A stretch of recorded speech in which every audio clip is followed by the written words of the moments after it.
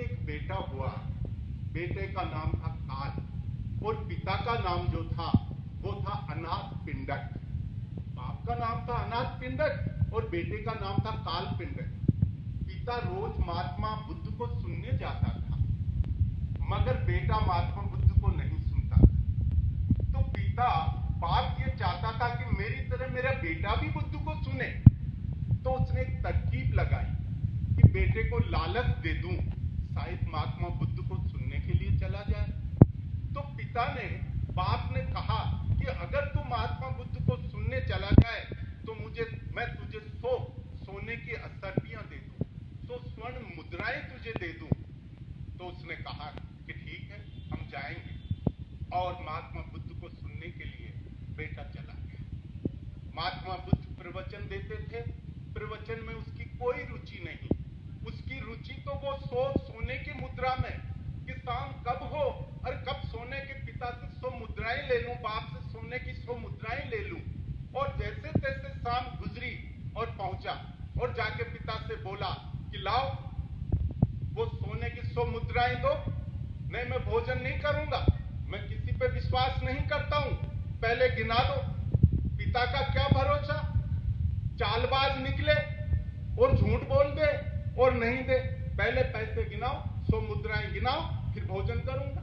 तो 100 मुद्राएं गिनाई, भोजन कर लिया। पिता ने दूसरे दिन कहा कि अगर आज भी महात्मा बुद्ध को सुनने चले जाओ, उनके प्रवचन सुन के आओ, तो 1000 सोने की मुद्राएं दूं। तो उसने कहा कि फिर जाते हैं, पर आज एक शर्त है। कि शर्त क्या है? कि जो महात्मा बुद्ध प्रवचन में कहें उनको ध्यान से सुन करके, याद करके, और मुझे वैसा का वैसा अगर सुनाओगे, वैसा का वैसा दोहराओगे, तो इस 1000 सोने की मुद्राएं दूंगा। तो कहा ठीक है। और बेटा जो है काल पिंडक बुद्ध को सुनने के लिए चला गया, उनके प्रवचन सुनने के लिए चला गया। आज असरपियों को भूल गया। पहले दिन तो असरपियां ही याद आ रही थी दिन भर। आज उसने देखा कि याद भी करना है, एक एक शब्द को ध्यान से सुनना है, गौर करना है और उनको याद करके शाम को पिता को सुनाना है, तभी 1000 मुद्राएं मिलेंगी, नहीं 1000 मुद्राएं नहीं मिलेंगी। तो एक एक शब्द को गौर से सुना, ध्यान से सुना, डूब गया। असरपियों की याद ही नहीं आई।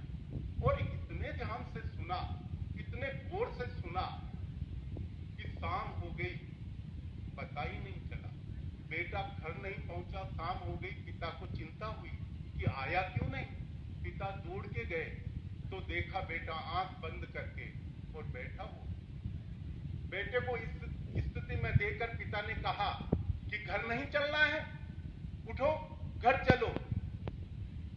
बेटे ने कहा कि सुन लिया मैंने, कौन सा घर, किसका घर, कहां घर, कि मैं तुम्हारा बाप, तुम्हारा पिता, तुम मेरे बेटे। कि कौन पिता, किसका पिता, न जाने कितने जन्मों में तुम मेरे पुत्र हुए हो, मैं तुम्हारा पिता हुआ हूं।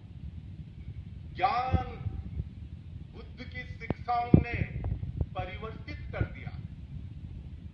बाप ने कहा कि बुद्ध को सुना तो मैंने भी बहुत है, पर मैं ऐसा नहीं सुन सका जैसा बेटे ने सुना है।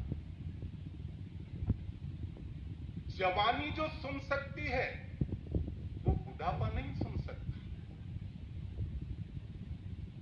उसे एहसास हो गया, युवा मन जो सुन सकता है, युवा जो सुन सकता है, वो बुजुर्ग नहीं सुन सकता।